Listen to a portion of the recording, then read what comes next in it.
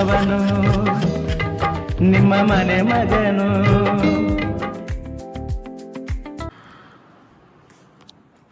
So guys, good morning. ಗಂಟೆ 5:45 guys. 5:42 ಆಗಿದೆ, 42 ನಿಮಿಷ. ಸೊ ಹೋಗಿ ಹೋಟೆಲ್ಗೆ ಹೋಗಿ ಸಿಗ್ತೇನೆ ಗೈಸ್ ನಾನು ನಿಮಗೆ. ಓಕೆ, ಬಾಯ್. ಸೊ ಗೈಸ್, ಕತ್ತಲೆ ಹಾಗೆ ಇದೆ ಗೈಸ್, ಏನು ಬೆಳಕಾಗಿಲ್ಲ. ಸೊ ಹೊರಡು ಡ್ಯೂಟಿಗೆ. ಸೊ ಹೋಟೆಲಿಗೆ ಹೋಗಿ ಸಿಗ್ತೇನೆ ಗೈಸ್ ನಾನು ನಿಮಗೆ. ಓಕೆ, ಬಾಯ್.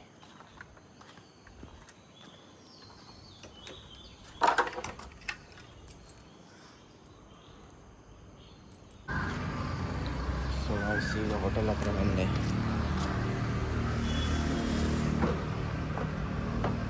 ಹೋಗು.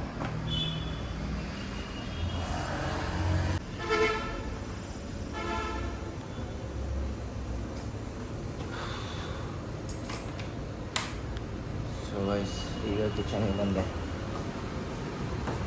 ಸೊ ಏನಿಲ್ಲ, ಬೇಗ ಕೆಲಸ ಮಾಡಿ ಸೊ ನೋಡು ಇವತ್ತಿನ ದಿನಾಚರಿ.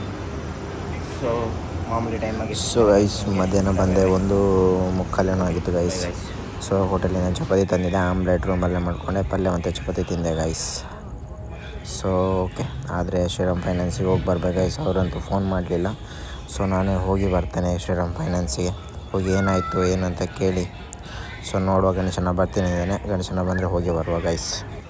ಸೊ ಗೈಸ್, ಗಣೇಶನ ಫೋನ್ ಮಾಡ್ದೆ. ನಾನು ಅಲ್ಲಿ ಫ್ರೂಟ್ಸ್ ಅಂಗಡಿ ಹತ್ರ ಇದ್ದೀನಿ, ಅಲ್ಲಿಗೆ ಬಾ ಅಂತ ಹೇಳ್ದೆ ಮಾಮೂಲಿಯಲ್ಲಿ.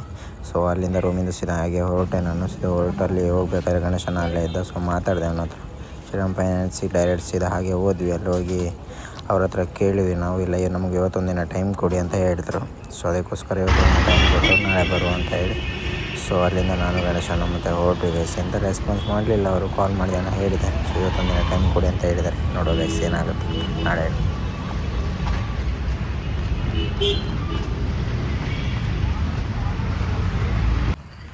ಸೊ ಗೈಸ್, ಅಜ್ಜರ್ ಕಾರ್ಡ್ ಪಾರ್ಕ್ ಹತ್ರ ಬಂದಿದ್ದೀನಿ. ಸೊ ಈಗ ಬಂದೆ. ಸೊ ಮಧ್ಯಾಹ್ನ ಇದಕ್ಕೆ ಹೋಗಿದ್ದೆ ನಾನು, ಶ್ರೀರಾಮ್ ಫೈನಾನ್ಸಾಗಿ ಕೇಳಿ ಬರುವಂತ ಅವ್ರ ಹತ್ರ. ಸೊ ಅವ್ರನ್ನ ಒಂದು ದಿನ ನನಗೆ ರಿಕ್ವೆಸ್ಟ್ ಮಾಡ್ಕೊಂಡ್ರಿ, ಇವತ್ತೊಂದಿನ ಇದು ಮಾಡಿ ಸರ್, ನಾನು ನಾಳೆ ನಿಮಗೆ ನಾನೇ ಫೋನ್ ಮಾಡಿ ಹೇಳ್ತೇನೆ. ಅವರೇನೋ ಫೈಲ್ ಸಬ್ಮಿಟ್ ಮಾಡಿದವರು ಅವರು ನೋಡಲಿಲ್ವಂತೆ. ಎಂತ ಸಾವಂತ ನನಗಂತೂ ಗೊತ್ತಿಲ್ಲ. ಸೊ ಹೋದೆ, ಕೇಳಿದೆ ನಾನು ಗಣೇಶನ. ಕೇಳಿದರೆ ಇವತ್ತೊಂದಿನ ಟೈಮ್ ಕೊಡಿ ಸರ್ ಅಂತ ಹೇಳಿದ್ರು. ಆಯಿತು ಓಕೆ ಅಂತ ಹೇಳಿಸಿದೆ ಬಂದೆ ಗೈಸ್ ನಾನು ಸಹ. ಮತ್ತು ಬಂದು ಮಲ್ಕೊಂಡು ಅವನು ಈಗ ಎದ್ದು ಹಾಗೆ ಈ ಕಡೆ ಪಾರ್ಕ್ ಹತ್ರ ಬಂದಿದ್ದಾನೆ ಗೈಸ್. ಅಲ್ಲೆಲ್ಲ ಮಕ್ಕಳೆಲ್ಲ ಆಟ ಆಡ್ತಿದ್ದಾರೆ ಗೈಸ್, ಅಲ್ಲಿ ನೋಡ್ಬೋದು ನೀವು. ಕತ್ತಲೆ ಆಗಿದೆ, ತುಂಬ ಜನ ಮಕ್ಕಳು ಆಟ ಆಡ್ತಿದ್ದಾರೆ ಅಲ್ಲಿ. ಸೊ ಹೋಗಿ ಸ್ವಲ್ಪ ಹೊತ್ತು ಕೂತ್ಕೊಂಡು ಮತ್ತು ಆಮೇಲೆ ರೂಮಿಗೆ ಹೋಗ್ತೇನೆ ಗೈಸ್ ನಾನು. ಸೊ ಓಕೆ, ಬಾಯ್.